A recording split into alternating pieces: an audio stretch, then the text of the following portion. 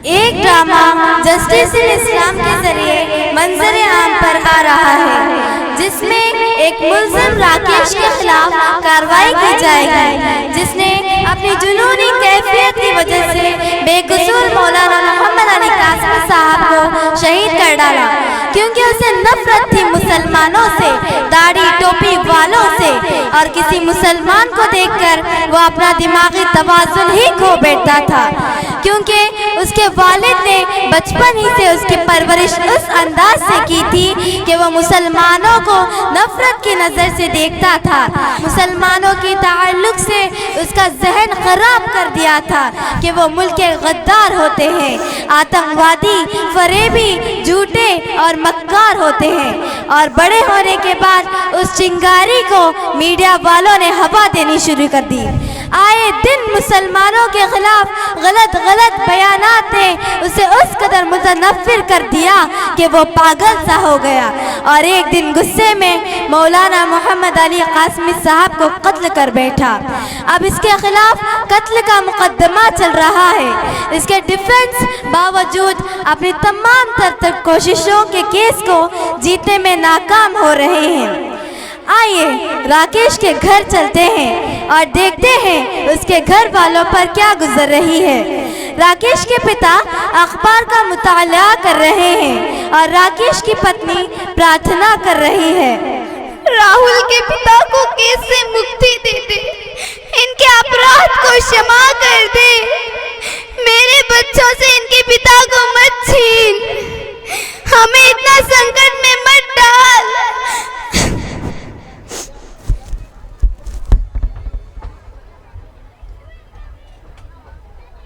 क्या हुआ, कुछ उम्मीद नजर आई?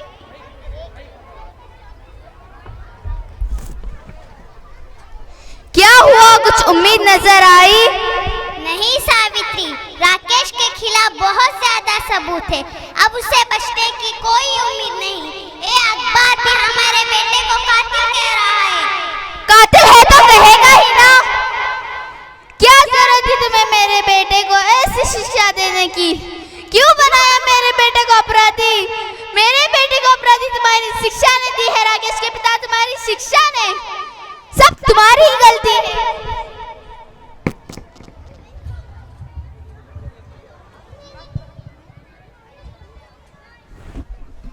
दादाजी बताइए ना हमारे बाबा कब आएंगे? दादाजी बताइए ना हमारे बाबा कहाँ गए हैं? आप कुछ बोलते क्यों नहीं, बताइए ना दादाजी।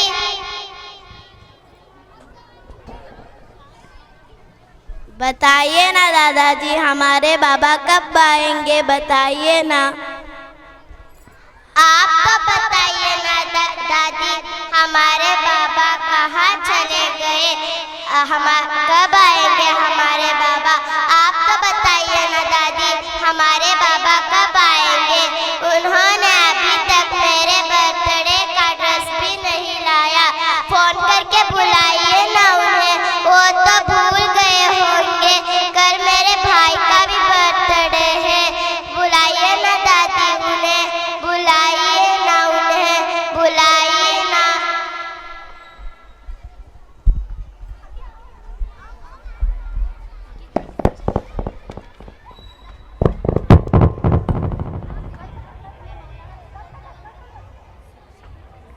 दूसरा मंजर।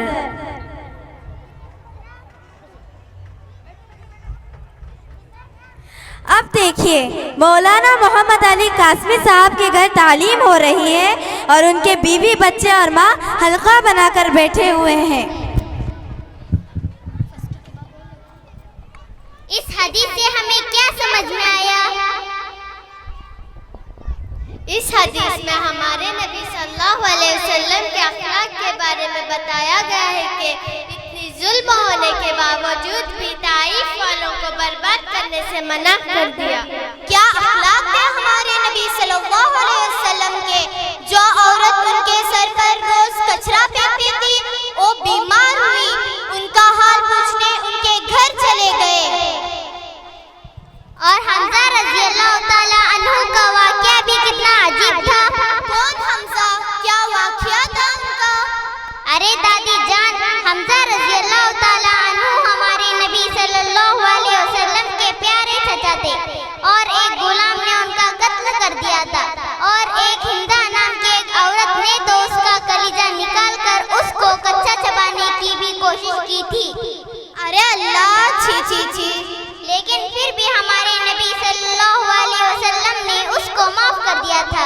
हाँ, हमारे नबी सल्लल्लाहु अलैहि वसल्लम के अखलाक बहुत अच्छे थे।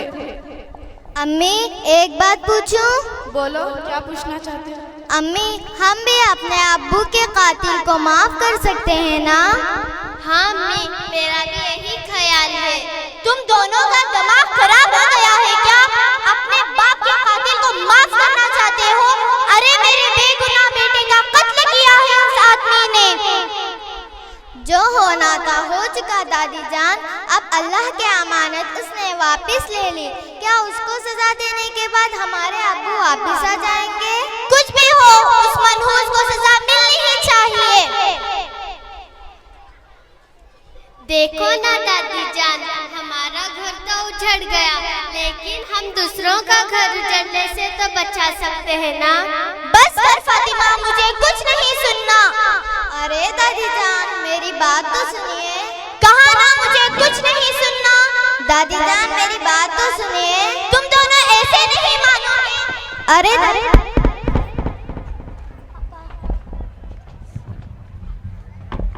अदालत का मंजर।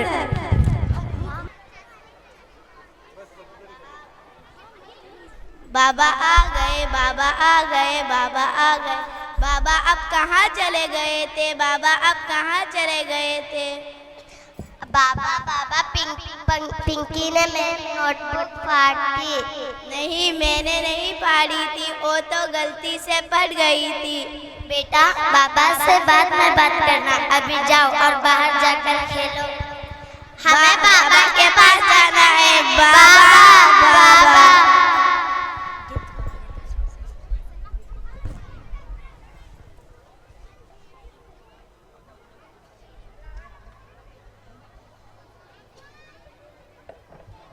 आज की कार्रवाई शुरू की जाए। अब मैं अदालत में मौके वारदात में मौजूद मिस्टर सलीम खान को बतौर गवाह पेश करना चाहती हूँ। इजाजत है। मिस्टर सलीम खान हाजिर हो।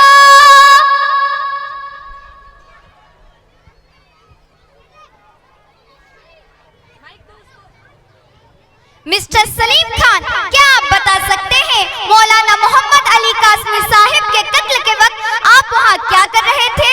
जी, मैं मस्जिद में कुरान पढ़ रहा था। अचानक मुझे शोर सुनाई दिया।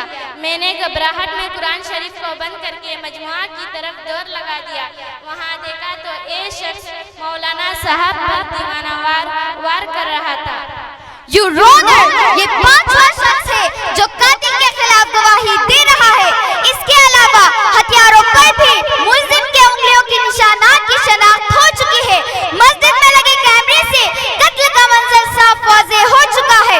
लिहाजा मैं अदालत से दरख्वास्त करूंगी कि सबूतों की बुनियाद पर कातिल को सजाए मौत सुना दी जाए। अभी आप कातिल के हक में कुछ कहना चाहते हैं? योर ऑनर, मेरी भी अपील है कि मुल्जिम के दिमाग का चेकअप करवाया जाए, क्योंकि जो कुछ हुआ मुल्जिम की मेंटल प्रॉब्लम की वजह से हुआ।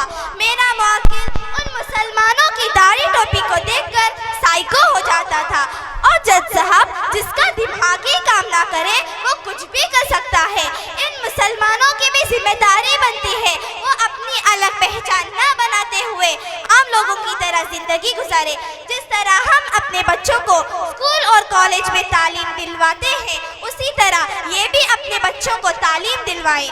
तालीम के जरिए ये अपने आप को सबसे जुदा जाहिर करने की कोशिश करेंगे। हमारे मुल्क के कवानीन सबके लिए एकसा है, फिर क्यों ये लोग अपने मजहबी कानून को बीच में लाने की कोशिश करते हैं? जज साहब, इन्हें भी इत्तेहाद से काम लेना चाहिए। ऑब्जेक्शन माय लॉर्ड, ये तो वो बात हुई उल्टा चोर कोतवाल को डांटे। मुझे तो हंसी इस बात पर आ रही है कि मेरा मुअज़्ज़ज़ भाई नया ही टॉपिक लेकर बैठ गया। मेरे मुअज़्ज़ज़ भाई की इत्तिला के लिए अर्ज है, ये जमहूरी मुल्क है, यहाँ हर शख्स को अपने मजहब पर अमल करने का पूरा इख्तियार है, और इस्लाम तो एक ऐसा मजहब है जिसमें खैर ही खैर है। ये बात अलग है कि कुछ लोग इसको समझ नहीं सकते और इस पर ऑब्जेक्शन उठाते हैं। खैर, मैं अदालत से फिर एक बार दरख्वास्त करूंगी कि सबूतों की बुनियाद पर सजा जाए। जज साहब, ये एक सफाक किस्म का आदमी है, इसकी सजा मौत से कम नहीं होनी चाहिए, इसको सजाए मौत से कम सजा नहीं मिलनी चाहिए। जज साहब, नहीं मिलनी चाहिए। जज साहब सजाए मौत लिखने के लिए कलम उठाते हैं। ये देखकर कातिल की पत्नी चीख उठती है। रुक जाए जज साहब, अभी कुछ मत लिखे। वकील साहब, आप खामोश क्यों खड़े? वकील साहब, आप कुछ बोलते क्यों नहीं? राकेश की जिंदगी का सवाल है, उसे फांसी की सजा हो जाएगी। वकील साहब, छोड़ दो मुझे, जिंदगी बर्बाद कर दिया आपने। क्यों राकेश, आपने राकेश को ऐसी शिक्षा दी, आपको सजा होनी चाहिए। जज साहब, इन्हें सजा दो। जज साहब, माँ जी, आप खामोश क्यों खड़े हैं? माँ जी, दया करें मेरे बच्चों पर, क्षमा कर दे मेरे पति को। भाभी जी कुछ करे। भाभी जी, बेटा कुछ करो। बेटा, चाचा जी, आप खामोश क्यों खड़े हैं? चाचा जी, दया करें मेरे बच्चों पर, क्षमा कर दे मेरे पति को। आप तमाशा देख रहे हैं? क्या आप लोगों को मुझ पर दया नहीं आ रही है? मेरे बच्चों पर दया नहीं आ रही है? मेरे बच्चे भी सहारा हो जाएंगे, मैं बर्बाद हो जाऊंगी। माँ, क्या हुआ? माँ, क्या हुआ? ये देखकर मकतूल के घर वालों को रहम आता है और वो आपस में मशवरा करने लगते हैं। अब मकतूल के वालिद आगे बढ़ते हैं। बेटा,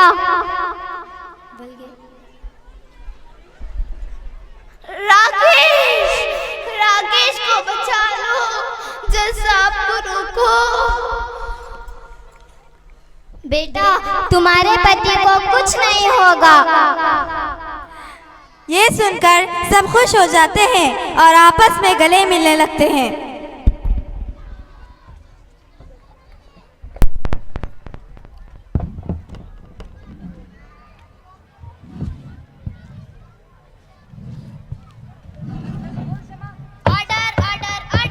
लेकिन योर ऑनर, मुझे कुछ पूछना है आपसे, मुझे कुछ पूछना है इस आवाम से।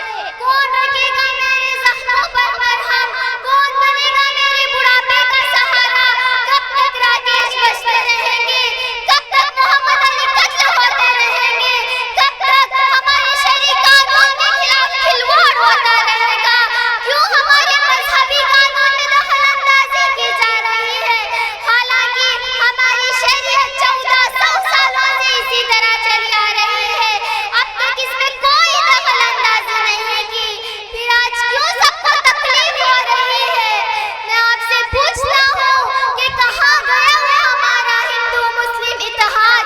कहाँ गई वो हमारी गंगा जमनी तहजीब? कहाँ गया वो दौर जब हम ईद और दिवाली भी मिलकर मनाते थे? क्यों होने लगे इतने भेदभाव? क्यों हमारे खिलाफ मासूम ज़हनों में नफरत का जहर भरा जा रहा है?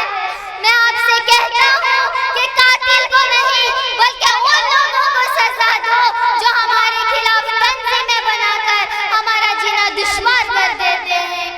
उस मीडिया को सजा दो जो हम पर बहतान लगाए रहते हैं। मैं आपसे गुजारिश करता हूँ, फैसला सुनाए और बरी कर दीजिए कातिल को।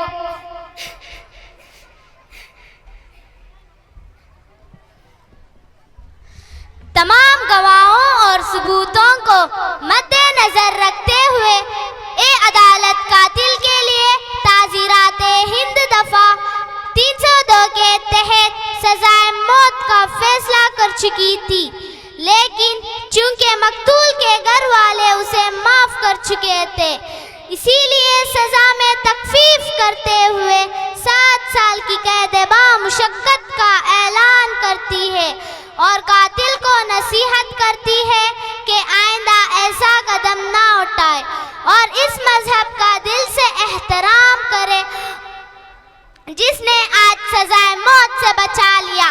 काबिले तारीफ है ऐसा मजहब और इसके मानने वाले भी हकीकत में इन मुसलमानों ने ये साबित कर दिया कि इस्लाम फसाद बर्पा करने वाला मजहब नहीं है बल्कि अमन पसंद है। इस बेहतरीन मजहब को मैं दिल से सलाम करती हूँ, अदालत बर्खास्त करने का ऐलान करती हूँ। इस्लाम वो पौधा है, काटो तो हरा होगा, उतना ही वो फैलेगा जितना के दबाओगे।